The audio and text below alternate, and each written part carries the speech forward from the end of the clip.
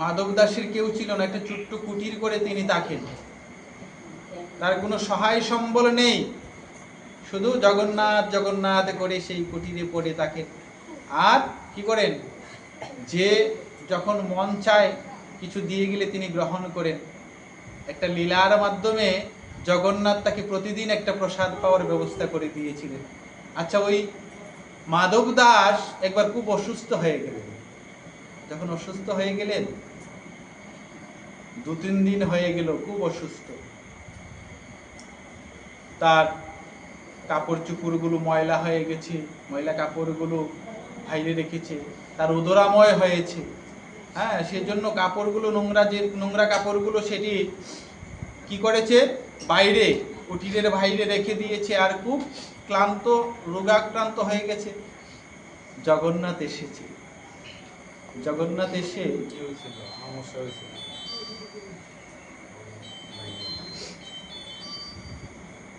তো জগন্নাথ এসে মাধব দাসের সেই ময়লা কাপড়গুলি তিনি সমুদ্রে ধুয়ে এনে শুকাতে দিচ্ছেন। মাধব দাস একটু ওই কুটির থেকে চেয়ে দেখছেন কে যেন আমার এই কাপড়গুলো ধুয়ে শুকাতে দিচ্ছে।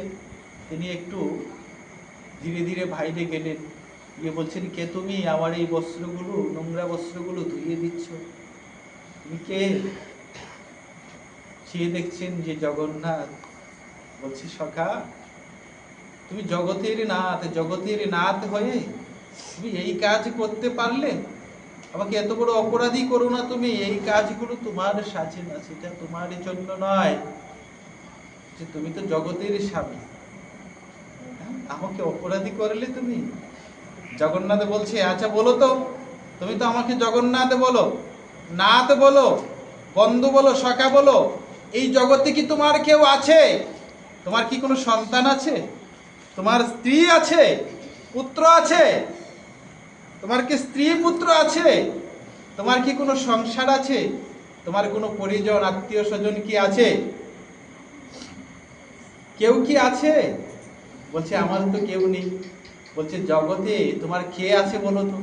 বলছে, একমাত্র তুমি, জগন্নাথ ছাড়া এই জগতে আমার আপন বলতে আর কেউ নাই।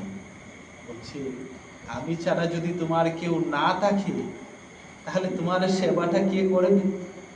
প্রতিদিন তো তুমি আমাকে সেবা করো, তো আজকে তুমি অসুস্থ হয়ে গেছো, তোমার সেবা যদি আমি না করি, আমাকে তো তুমি সখা বলো, তাহলে আর কে করবে? দেখুন কেমন করুণার ঠাকুর জগন্নাথ। সেই জগন্নাথ, বলদেব, সুভদ্রা দেবী, জগন্নাথের চরণে যেন আমাদের প্রেম হয়, ভক্তি হয়। জগন্নাথ দেব কি করেছেন দেখেন, গতকাল রথযাত্রায় পুরী মন্দিরে সবার প্রবেশ অধিকার নেই। অন্যান্য ধর্মাবলম্বীর মধ্যেও পুরীতে ভক্ত রয়েছেন, কিন্তু সবার প্রবেশ অধিকার নেই। জগন্নাথ কি করলেন জানেন? যে আমি সকল ভক্তদেরকে কৃপা করার জন্য আমি রথে চড়ে রাস্তায় বেরোবো, সকল ভক্তবৃন্দকে, সবাইকে দর্শন দেওয়ার জন্য, কৃপা করার জন্য আমি রথে বেরোবো, সমস্ত ভক্তবৃন্দর সঙ্গ করব, আর সমস্ত ভক্তবৃন্দকে আমি কৃপা করব। সেজন্য বলো জগন্নাথ বলদেব সুভদ্রা দেবী কি?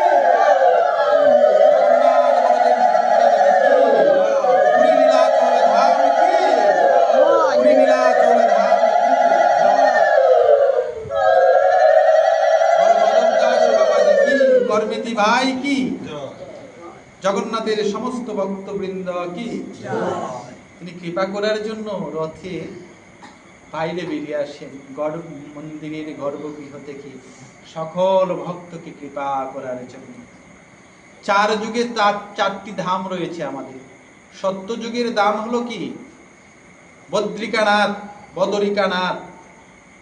ত্রেতা যুগে রামেশ্বরম, তারপরে হলো দ্বারকা, দুয়ারিকা, আর কলিতে হলো জগন্নাথ ধাম। বলছে কলির প্রভাবে একটা সময়, কলির বয়স যখন বেড়ে যাবে, কলি যখন শেষ প্রান্তে আসবে, তখন এই জগতের সবাই কি হবে? পাপাচ্ছন্ন হয়ে যাবে, হ্যাঁ, পাপ কর্মে লিপ্ত থাকবে। তখন সমস্ত তীর্থের মহিমা লুপ্ত হয়ে যাবে। কেন?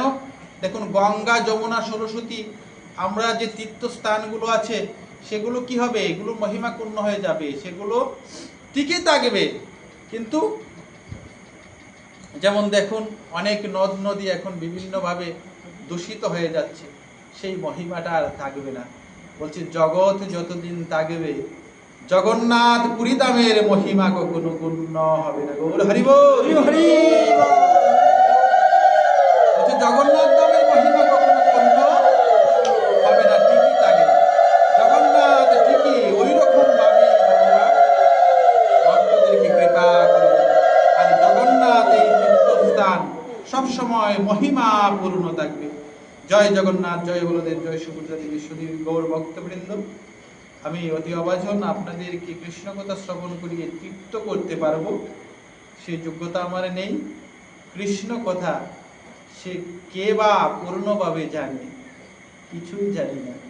কেউ সম্যকভাবে কৃষ্ণ কথা ভক্তদেরকে শ্রবণ করাতে পারে না। কেউ জানে না কৃষ্ণের এত মহিমা, কথার এত মহিমা।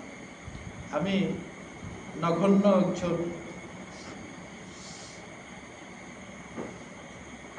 ভগবানের দাস হওয়ার যোগ্যতাও আমার নেই।